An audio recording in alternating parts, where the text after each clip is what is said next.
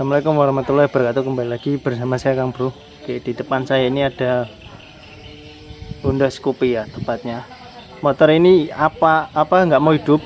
Kalaupun mau hidup ya kan, motor ini tuh nggak mau hidup sama sekali, susah sekali hidupnya. Kalaupun misalnya kita engkol sampai 50 kali atau berapa, kalaupun mau hidup dia nggak mau kalaupun mau hidup itu dia nggak bisa digas, cuman dedededed gitu mati lagi, dededed mati lagi. Dan hampir ke semua mesin untuk motor ini sudah dicek semua. Jadi kayak gini ya, motornya udah kayak ini. Di sini di bagian magnet juga ada bekas goresan di bagian magnet ini. Nah, di bagian luarnya ini ada bekas goresan, lihat ya. Nah, ya kan, ini kan ada goresan. Tapi nggak apa-apa Kang Bro, karena motor yang menggunakan sistem ACG starter itu nggak pakai pick up di bagian luar ya, nggak ada tonjolannya. Beda dengan injeksi yang lama ada tonjolannya. Kalau yang sudah ACG itu nggak ada, karena dia sistemnya langsung mendeteksi sinyal pada magnet dalam. Dia menggunakan CKP yang langsung terhubung ke sistem ACG starternya ya. Jadi nggak pakai pick up lagi di bagian luar, sudah modern lah ya. Ini ada goresan di sini, tapi kalau ada goresan seperti ini pun nggak masalah. Mungkin sebelumnya karena di sini kan ada tutupnya, covernya ya, jadi ada batu masuk atau gimana ya, kita nggak tahu. Terus di sini ada yang saya jelaskan kejanggalan-kejanggalannya dulu ya. Di bagian sini ada sambungannya. Nah, di bagian sini itu ada sambungannya, ya kan? Ada sambungan di kabel hijau strip putih. Ini nggak masalah selama masih terhubung. Di sini udah nggak pakai soket, lihat. Nah, ini kabel besar, jadi kabel ibarat sistem pada ECU di bagian sebelah sini. Ini kan ECU untuk kontrol unitnya, yang sebelah sini itu untuk pengisian atau kiproknya sebenarnya. Cuman karena motor ini sistemnya itu dijadikan satu. Nah, ini dia sudah nggak pakai soket, jadi langsung ditancep-tancepin gitu aja. Ini kalau ambrol ya biasanya starter susah, nggak mau di starter tangan atau penyakit lain. Kalau dilihat dari plastiknya ini kan, mungkin soketnya pernah kebakar, jadi dilangsungin aja, nggak masalah. Motor ini nggak mau hidup ya. Jadi di bagian luarnya udah kelihatan beberapa kejanggalan. Terus untuk blok baru, terus klep baru, full pump sini, bagian full pump sini itu tekanannya bagus, sudah saya cek. Di sini sudah diputar-putar TPS-nya, ya bautnya udah dilepas. Di hampir semua sistem normal untuk motor ini. Jadi kompresinya ada, pengapiannya besar, ya pengapiannya bagus besar. Injektor nyemprot kenceng, tapi motor nggak mau hidup. Jadi kalau ini sensor ya, saya terangkan. Sensor yang rusak itu tidak menyebabkan motor mati total ya. Dia biasanya hidup tapi berbet. Kalau sensor yang rusak, misalkan sensor ini kan sensor IACV atau cuk otomatisnya motor injeksi ya. Jadi dia palingan yo ngecuk terus, lambat turunnya bisa langsung biasa kan turun kayak gitu ya. Pertama motor dihidupkan kan langsung deng baru langsung. Ini fungsinya. Kalau dia nggak mau naik dulu, biasanya ini error, ataupun dia naik terus nggak mau turun, ininya error. Terus TPS, throttle position sensor ini ya, dia mendeteksi sensor pada pembukaan skep. Nah, kalau digeser-geser kayak gini, biasa dia kan akan berpengaruh di bagian sini loh, Kang. Nah, ini kan ada tonjolan yang pokoknya dia ngikuti ini bergerak ketika gas digerakkan, diputar, ini kan bergerak. Nah, jadi dia cuman menggerakkan ini. Nah, dia mendeteksi bukaannya berapa, terus dia melaporkan ke ECU bahwa ini bukaannya sekian, injektornya harus disemprot sekian kan kayak gitu. Dia hanya memberikan laporan boros atau iritnya bahan bakar yang mau disemprotkan ke bagian mesin. Jadi apabila ini rusak, paling motor itu berbet ya, entah itu di RPM bawah atau di RPM atas. Kalau sensor ini dia nggak mau ngecuk ataupun ngecuk terus, biasanya seperti itu. Terus sensor mana lagi, sensor EOT, ini sensor EOT atau ECT, beda-beda. Ini sensor sama dengan sensor yang kayak di apa ya, Yamaha di radiator itu sama, kurang lebih sama aja, bisa saling digunakan. Sensor engine oil temperatur itu bisa juga dipakai air coolant juga untuk temperatur, itu sensornya sama EOT dengan ECT ya. Terus apalagi ya, oh sensor suhu O2 ini yang disambung ke sini, dia biasanya di bagian knalpot sini. Nah ini yo, di bagian ini di dekat lubang knalpot exhaust itu, kalau ini diputus pun nggak apa-apa, dia cuman nggak bisa mendeteksi gas buangnya itu seberapa, jadi nanti ecunya nggak bisa bekerja maksimal. Kalau ini dilepas, motor tetap bisa hidup normal. Banyak motor yang menggunakan sensor O2 nya nempel di knalpot, banyak ya motor injeksi, dan ketika motor itu sudah dilepas, knalpotnya diganti racing kan, otomatis ini nggak dipasang, itu nggak berpengaruh terhadap motor ya. Contohnya gini, ini motor, nah ini sensor O2 nya nempel di knalpot ya, ini bahkan udah putus, ini nggak apa-apa, nggak masalah. Hanya nanti ke apa ya, tingkat keborosan bahan bakar tuh nggak bisa dikontrol oleh eco. Terus tak coba dulu nyalain motornya, nggak mau hidup ya. Nah ini nggak mau hidup, kontak sudah on.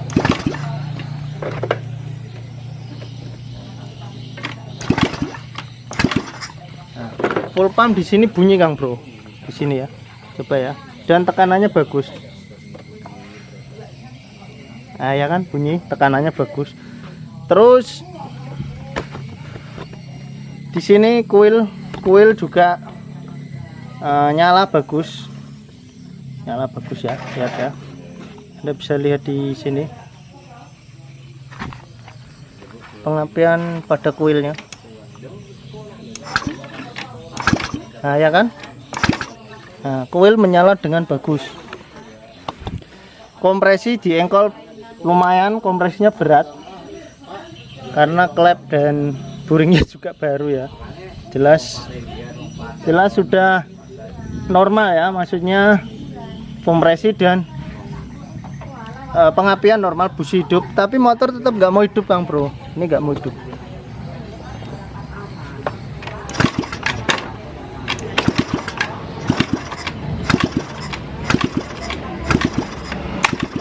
Nah ini nggak mau hidup.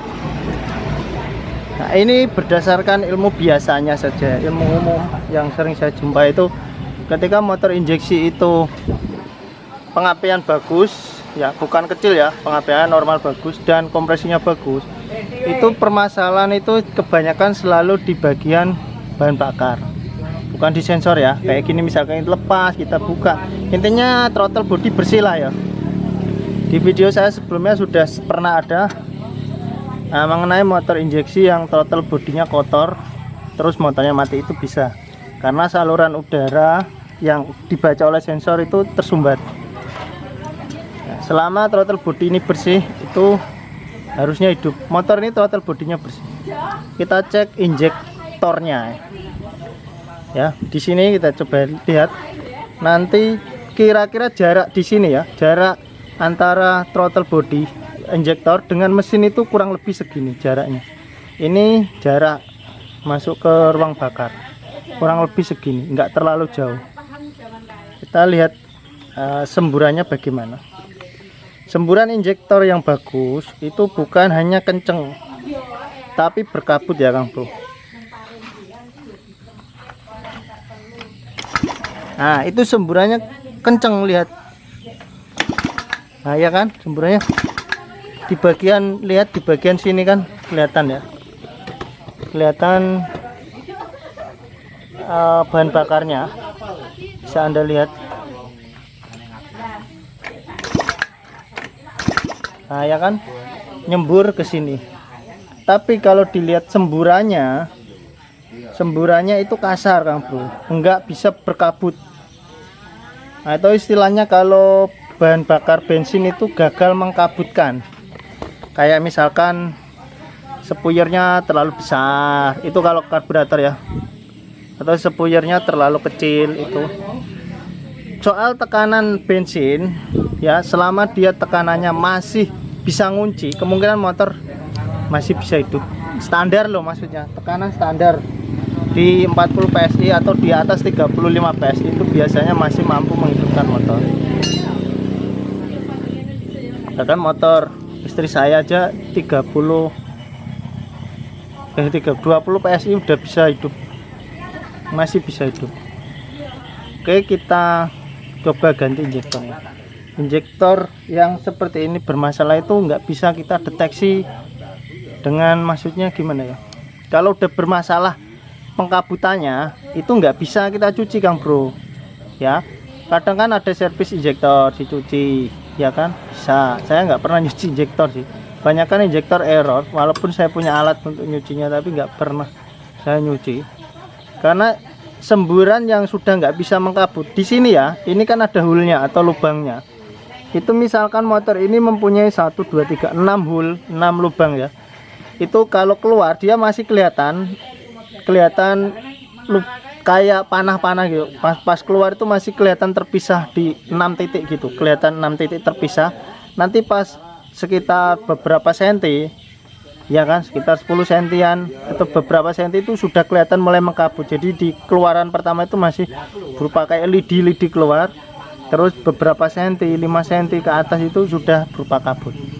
Nah, biasanya yang sudah nggak bisa mengkabut itu dia masih kenceng tapi nggak bisa mengkabut, itu yang susah dideteksi sama mekanik biasanya. Kerusakan injeksi yang sudah gagal mengkabutkan. Saya coba ganti, ini kan nggak mau hidup.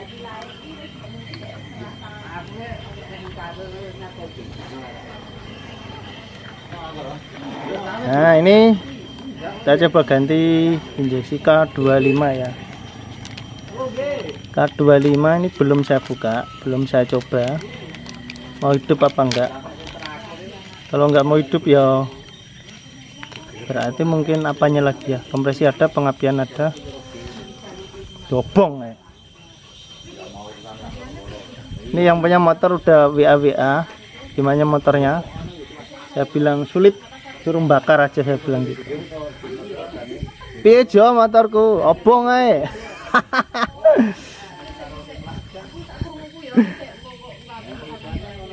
Nah, ini ada sealnya original kayak gini ya, ada seal atas bawah ya, baru semua. Oke, ini bisa dibuka Kang Bro, ininya. Ini bisa dibuka filternya ini. Ini kapan-kapan saya bikinkan cara buka ini. Ini ada alatnya untuk buka filternya ini, bisa diganti. Kayaknya untuk pembahasan ini masih jauh sih. Kebanyakan video saya masih membahas di karburator. Masih jarang yang berani bongkar di injeksi. Walaupun di beberapa tutorial di YouTube sudah banyak yang mentutorialkan mengenai injeksi. Oke, untuk saya sendiri masih agak jauh sih di situ.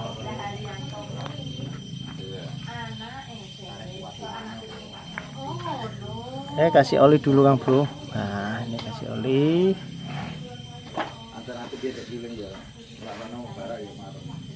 Ini hulnya berapa ya? 1 2 3 sama juga 6 hul. Di situ ada tulisannya 6 hul E ya, ada E nya ya tulisannya. Coba nggak usah di skip, bisa hidup apa enggak motornya ini.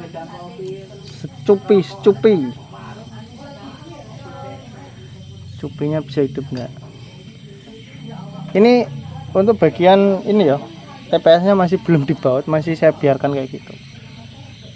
Setahu saya ya dia cuman berpengaruh itu di gasnya, naik turunnya itu enggak enak. Ibarat kayak setelan angin, kalau kita bilang seperti itu, kayak setelan angin.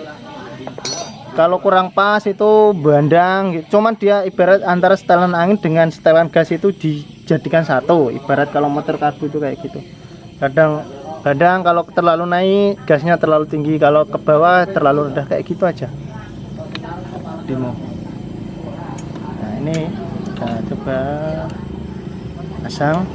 Wes, nggak saya skip ya, wes gini aja. Saya mau kontak dulu beberapa kali biar bahan bakarnya masuk ke selang dulu. 1 2 3 Di sini juga motor ini nggak ada kode kegagalan apa-apa Kang Bro, nggak ada kode kerusakan. Kalau kode riwayat itu munculnya ketika kita pasang di soket DLC-nya ya. Jadi ketika dipasang jumper kabel ataupun jumper soket DLC ataupun dimasukkan diagnosis, itu baru muncul kode riwayat bahwa injektor pernah dibuka, sensor ini pernah, sensor itu pernah, sensor mana-mana pernah dicabut, itu ada riwayatnya di situ. Tapi kalau kerusakan, ada kerusakan misalkan inilah motor ini, misalkan injektornya rusak, di sini langsung muncul kodenya. Ataupun TPS-nya rusak, di sini langsung kedip-kedip muncul. Kalau rusak, kalau nggak rusak, pernah dibongkar aja dia nggak akan muncul. Oke, coba nyalakan. Bismillahirrahmanirrahim. Mau hidup.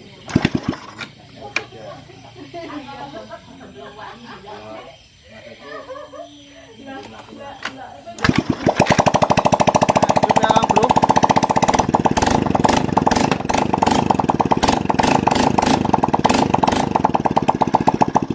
Oh. Wah, urip jo motormu jo. Beh, guyu kayak jo. Asik. Barang kecil harganya piramu? 200. Murah ya. Aku wingi tuku 200. 215 yo. Iki ono tulisnya 200. 200 Kang Bro. Ini ori dari dealer ya. Dari Ahas. Yang punya motor sendiri yang beli, saya suruh beli tadi. Kalau saya beli kemarin malah 225. Tapi punya Vario ya. Vario rada boros kayaknya kalau Vario. Oke, udah hidup ya. Coba starter lagi. Tadi pertama kan hidupnya susah ya, nggak langsung hidup. Coba sekarang. Panca langsung rep. Kenapa, Mbak? Tambal ban. Tubles ya? Oh iya, saya. Nah, berarti fix ya, injektornya rusak. Nah, ini bukan rusak injektor ya, rusak sistem secara sistematik. Injektor rusak itu enggak, karena susah. Kalau rusak injektor, di sini langsung muncul kodenya Kang Bro. Dan ini motor ini enggak muncul kodenya, dia rusaknya di bagian pengkabutan. Jadi secara fisik perangkat elektronik pada injektor ini itu enggak rusak, karena di ECU enggak membaca adanya kerusakan di sini. Cuman pengkabutannya aja yang sudah jelek, entah sistem di bagian dalam ataupun banyak kotoran ataupun apa, intinya dia nggak bisa mengkabut secara sempurna. Ketika motor itu motor injeksi sendiri ya, karena kan dikontrol kayak gini, nggak ada udara atau apa, skepnya masih nutup atau gimana itu. Kalau dia nggak bisa mengkabut secara bagus, motor juga nggak akan mau hidup ya. Jadi udah tahu ya tadi ya, penyakit yang nggak kelihatan pada motor injeksi itu, walaupun injektor nyembur. Nah, yang susah itu tadi cara mendeteksi motor itu mengkabut atau enggak ya. Ini motor ini nggak mau ngabut. Kalau nggak mau ngabut biasanya dicuci pun tetap biasanya, tapi ada beberapa yang beruntung dicuci itu bisa bagus. Nah, ini langsung diganti, alhamdulillah jreng. Nah, semuanya udah dicek, nggak ada titik yang ibaratnya kelewatan lah ya, sampai magnet yang kegores, sambungan kayak gini sudah dicek semua. Motor tetap nggak mau hidup. Dan ternyata di sini, karena kalau secara logika motor ini pengapian ada, kompresi ada. Jadi permasalahannya menurut saya ya memang betul di bagian injektor, dan langsung tepat ya di bagian sini. Jadi gitu aja dulu, semoga videonya bermanfaat. Kalau ada salah-salah dalam bentuk kata saya mohon maaf ya. Wassalamualaikum warahmatullahi wabarakatuh.